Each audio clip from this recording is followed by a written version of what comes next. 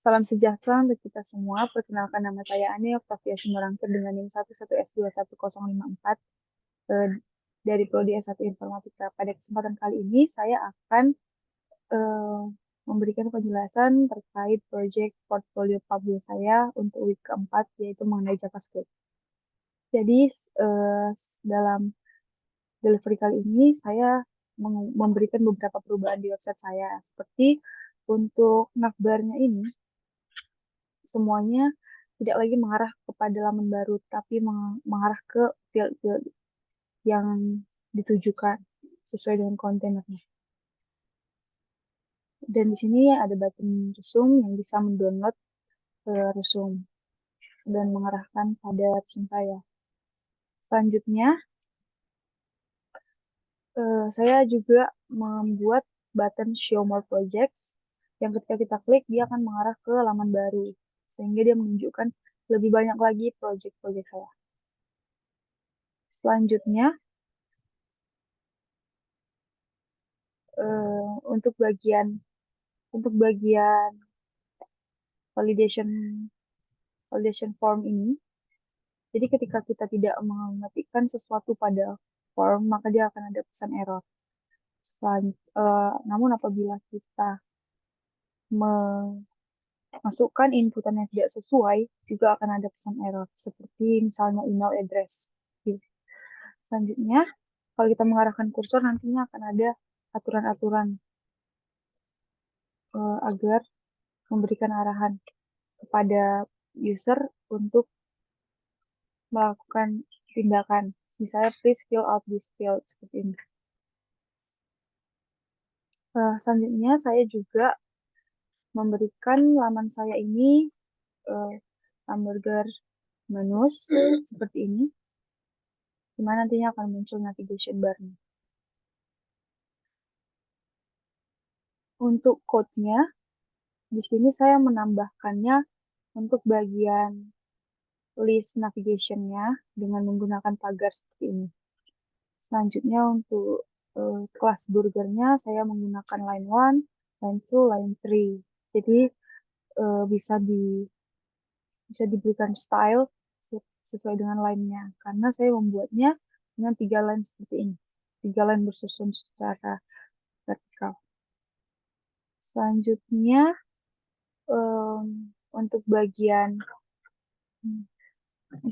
portfolio. Untuk bagian portfolio di HTML-nya saya menambahkan button ID, yaitu more button untuk show more projects, seperti yang saya jelaskan tadi. Selanjutnya untuk bagian konteks di mana ada validation form-nya, di sini saya menggunakan fungsi required, di mana setiap field harus diisikan. Lalu ada pattern untuk email, jadi ada aturan-aturannya. Selanjutnya,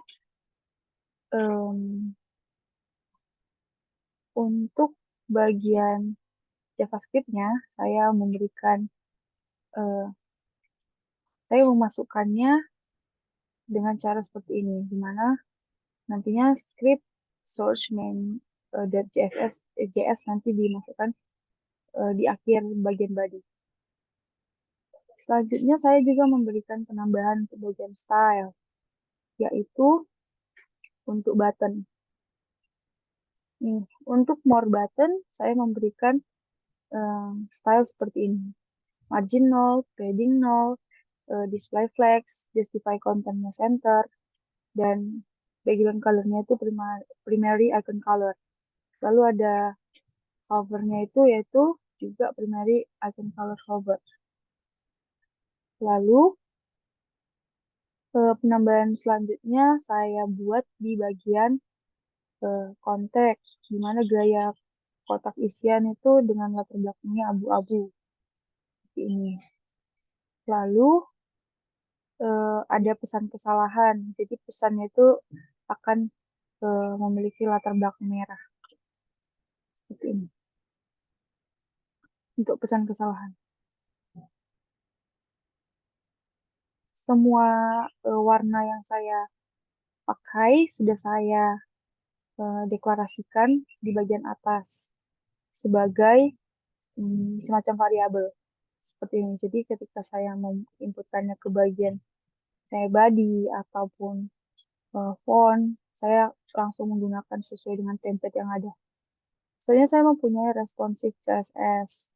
Di sini eh, saya menggunakan dua ukuran, yaitu ketika screen-nya berukuran 1000 px, dia akan memiliki aturan-aturan seperti ini, yaitu untuk grid 3, gap antar grid-nya itu nantinya akan 1 rem, font size-nya 0,9 rem, line height-nya itu 1,8.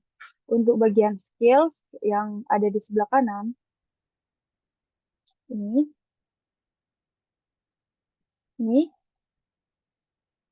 dia itu font size-nya 0,9 rem. Lalu untuk yang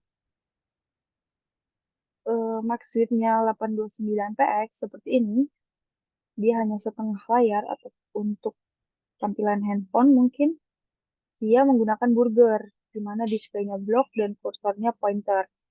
Lalu ada toggle burger untuk line 1 yang ini, dengan aturan transform seperti ini. Untuk line 2 opacity-nya 0, dan untuk line 3 transform-nya seperti ini. Selanjutnya, saya mempunyai code untuk JavaScript agar tampilannya misalnya ini. Jadi dia bersusun ke bawah, tidak ke samping. Dia menyesuaikan dengan layarnya. Seperti ini, misalnya. Untuk JavaScript-nya ini, pertama untuk toggle dan responsive navigation. Jadi ketika kita mengklik tombol navigasinya, dia akan lebih responsif. Selanjutnya, untuk burger juga demikian. Lalu, di sini ada untuk more button. Jadi ketika diklik dia akan membuka portfolio.html, laman baru dengan target blank, yaitu membuka di laman baru seperti ini. Lalu ini ada clear form before unload. Clear form before unload ini ketika kita mengklik tombol send message, maka nantinya dia akan kembali seperti semula. Seperti ini, seperti tampilan awal.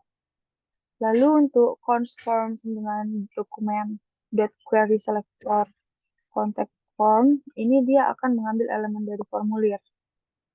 Untuk button submit, dia akan mencegah pengiriman formulir ketika validasinya gagal. Seperti ini.